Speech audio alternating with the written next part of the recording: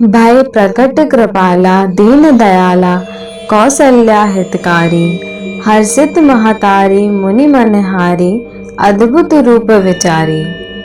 अर्थात दीनों पर दया करने वाले कौशल्या जी के हितकारी कृपालु प्रभु प्रकट हुए। मुनियों के मनों को हरने वाले उनके अद्भुत रूप का विचार करके माता हर्ष से भर गईं। हिंदू धर्म में चैत्र का महीना बहुत ही शुभ और पवित्र माना जाता है। इस महीने में माँ दुर्गा के साथ साथ भगवान श्री राम की भी पूजा आराधना की जाती है। चैत्र महीने के शुक्ल पक्ष की नवमी तिथि को भगवान श्री राम का जन्मोत्सव यानी कि रामनवमी मनाई जाती है। इस दिन माँ सिद्धिदात्री माता के साथ साथ भगवान श्री राम की विशेष पूजा अर्चना की जाती है। जगत पालन करता श्री विष्णु ने अपने 7वें अवतार मर्यादा पुरुषोत्तम श्री रामचंद्र के रूप में अनेकों अविश्वसनीय और अद्भुत लीलाएं रची और अंत में प्रभु ने त्रिलोक विजेता अहंकारी रावण का संहार कर बुराई पर अच्छाई की महाविजय प्राप्त की। आइए सुनते हैं रामनवमी व्रत कथा को। एक पौराणिक कथा के अनुसार अयोध्या के महाराज दशरथ को पुत्र रत्न की प्राप्ति नहीं हो रही थी। ऐसे में महाराज दशरथ ने अपने गुरु महर्षि वशिष्ठ के निर्देशों का पालन करते हुए एक महायज्ञ आयोजित किया। महाराज दशरथ ने इस यज्ञ में सभी यशस्वी ऋषि मुनियों को आमंत्रित किया।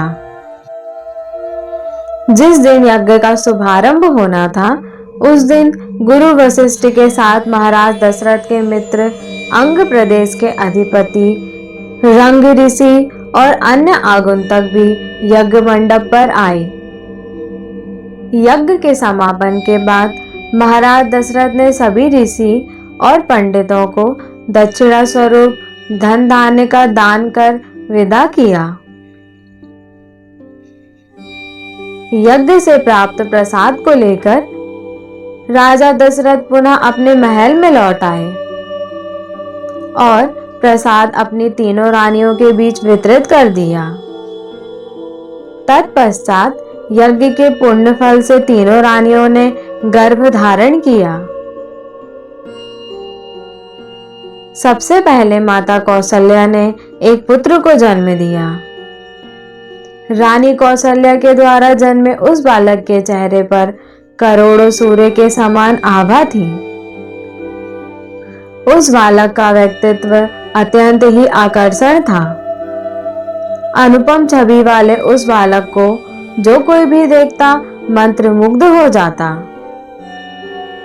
चैत्र माह के शुक्ल पक्ष की नवमी तिथि को जन्मा यह बालक और कोई नहीं बल्कि सृष्टि के महानायक श्री विष्णु के सप्तम अवतार भगवान राम का ही बाल रूप था।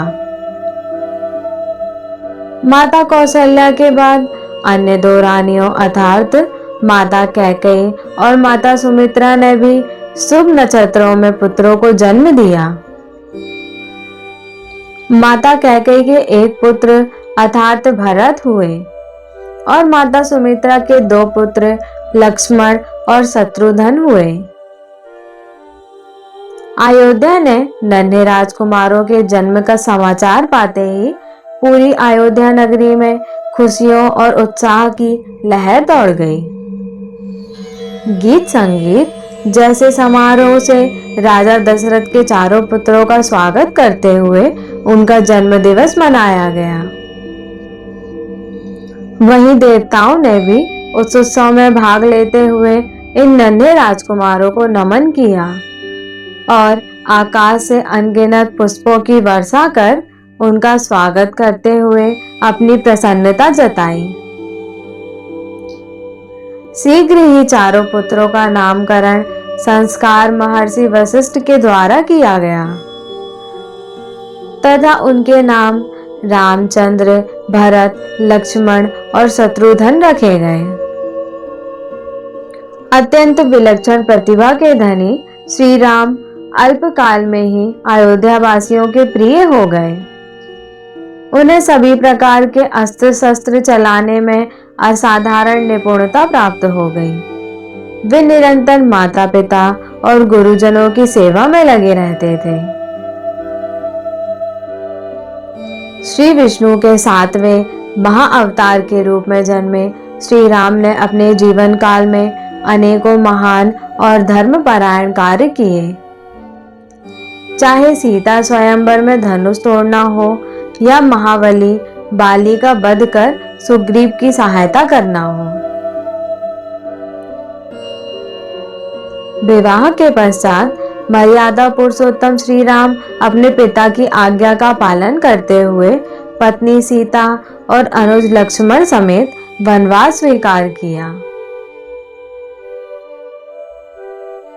जहां माता सीता की दुराचारी रावण से रक्षा करते हुए प्रभु ने अत्याचारी रावण का संहार किया, ये वही राम है जो स्वयं जगत के पालनहार हैं और दुर्लभ शक्तियों के स्वामी हैं।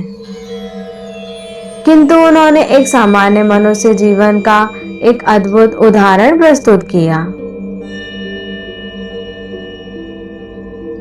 युगों युगों के बाद आज भी श्री रामचंद्र के आदर्श व्यक्तित्व, धैर्य, निष्ठा, त्याग एवं पराक्रम को श्रद्धा और सम्मान देते हुए रामनवमी के दिन उनका जन्मोत्सव मनाया जाता है। आज भी राम भक्त अनन्य आस्था के साथ अपने आराध्य श्री राम का अवतरण दिवस मनाते हैं। जय श्री राम। इस प्रकार आज की कथा यही संपूर्ण होती है। यदि आपको हमारी वीडियो, हमारी जानकारी अच्छी लगी हो तो प्लीज़ हमारे वीडियो को लाइक और शेयर जरूर करें और इसी प्रकार वीडियो प्राप्त करने के लिए हमारे चैनल को सब्सक्राइब जरूर कर लें। धन्यवाद।